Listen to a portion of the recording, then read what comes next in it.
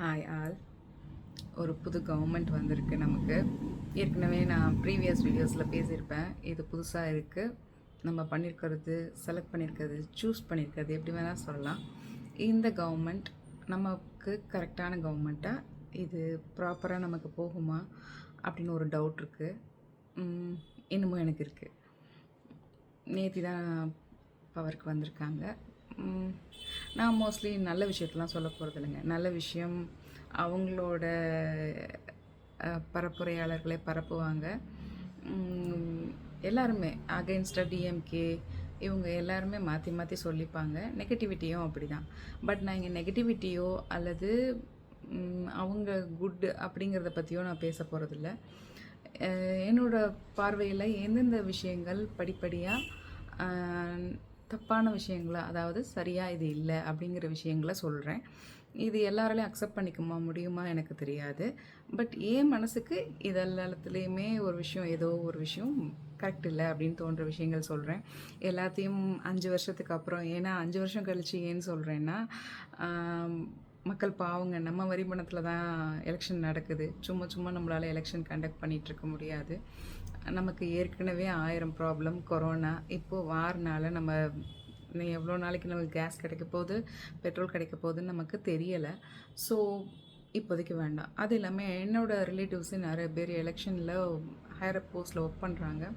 அவங்க குழந்தைங்கள அவங்க பார்க்குறதே ரொம்ப கஷ்டமாக, ஒரு 2 மந்த்ஸ் 3 மந்த்ஸ், அதுவும் உங்களுக்கு அந்த எலெக்ஷனுக்கு நடுவில் கேப் இருந்ததுன்னா அந்த ஒரு 1 மந்த்தும் சேர்ந்து நியர்லி 4 மந்த்ஸ் வந்து அவங்க ரொம்ப கஷ்டப்படுறாங்க.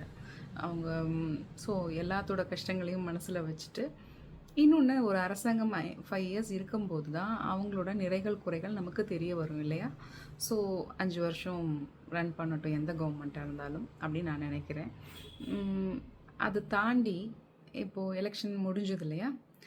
நம்ம முதல்வர் அவர்கள் என்ன சொன்னாங்கன்னா, கல்லாப்பட்டி அப்படிலாம் சொன்னாங்க அகைன்ஸ்டாக மற்றவங்கள. பட் அவங்க கூட்டணியிலேயே அவங்க ஏன் எடுத்தாங்கன்னு எனக்கு தெரியலை. ஆட்சி அமைக்கிறதுக்கு அவங்க முடியல அப்படிங்கிறப்போ, அவ்வளோ மாற்று ஒரு அரசியலை தானே அவங்க கொண்டுட்டு வந்திருக்காங்க.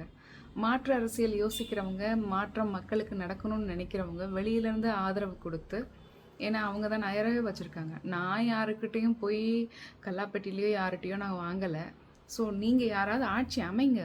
பழைய மாதிரி நான் உங்களை வந்து அந்த கல்லாப்பட்டி, அதாவது அவங்க சொல்கிற மாதிரி பணம் கொடுத்து நீங்கள் பண்ணுறதை நான் விட மாட்டேன், நான் கவர்ன் பண்ணுறேன், அப்படி நீங்கள் பண்ணிங்கன்னா நான் என்னோடய சப்போர்ட்டை எடுத்துருவேன்னு இவங்க பண்ணியிருக்கலாமோ அப்படிங்கிற ஒரு விஷயம் எனக்கு தோணுச்சு. ஏன்னா அவங்க நமக்கு மாற்றால் வராங்க, நான் நமக்கு உண்மையாக இருக்கிறேன்னு சொல்லியிருக்காங்கல்ல. ஸோ அவங்க ஏன் அந்த முறையில் யோசிக்காமல் அந்த கல்லாப்பட்டியிலேருந்தே திரும்பியும் மக்கள் எடுத்தாங்கன்னு, அதாவது அவங்களுக்கு தேவையான மீதமுள்ள அந்த 10 சீட்டுக்கு வாங்கினாங்கன்னு எனக்கு தெரியலை. இன்னொன்று பார்த்தீங்கன்னா, தீய சக்தின்னு சொல்கிறவங்கள்ட்ட தான் அந்த ஓட்டை வாங்கி, அப்போ இது என்ன கவர்மெண்ட்? எனக்கு இது நம்பர் 1. அடுத்து இவங்க என்ன சொன்னாங்கன்னா, திடீர்னு அவங்களால 3000 4000 வந்து மக்கள் கொடுக்கப்படுது.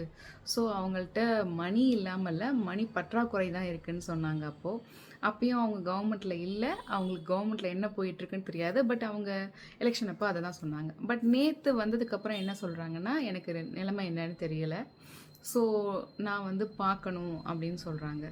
அப்போ பற்றாக்குறை இருக்குது தராங்க அப்படின்னு சொன்னவங்க இவ்வளோ அடுக்கடுக்கான விஷயங்கள் சொல்லும்போது அதை இப்போ யோசிச்சுருக்கணும் இல்லையா? அப்போ ஏதாவது சொல்லி ஓட்டு போட்டு மக்கள் நம்மளை செலக்ட் ஆகணும் அப்படின்னு நம்ம மற்ற அமைச்சர்கள் மாதிரி சொல்கிறாங்கன்னா, இதில் என்ன புதுமை தெரியலைங்க எனக்கு.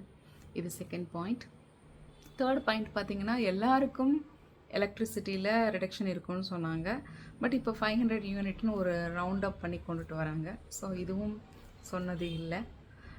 அடுத்து பார்த்திங்கன்னா, அந்த பட்ஜெட் அடுத்து வந்து எப்படி இருக்கும் அமௌண்ட் தெரியல, வெள்ளை அறிக்கை தரேன்னு சொல்லியிருக்காங்க. இட்ஸ் ஓகே, பட் அது எந்த அளவுக்கு கரெக்டாக வரும்னு தெரியல.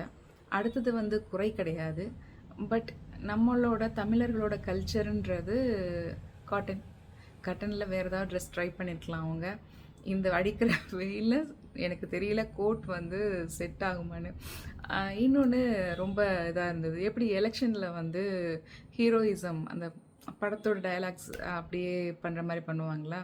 ஸோ நேற்று பதவி ஏற்கும்போதும் அதே விஷயம் நடந்தது. ஆளுநர் கூப்பிட்டு அப்படி செய்யாதீங்கன்னு சொன்னாங்க.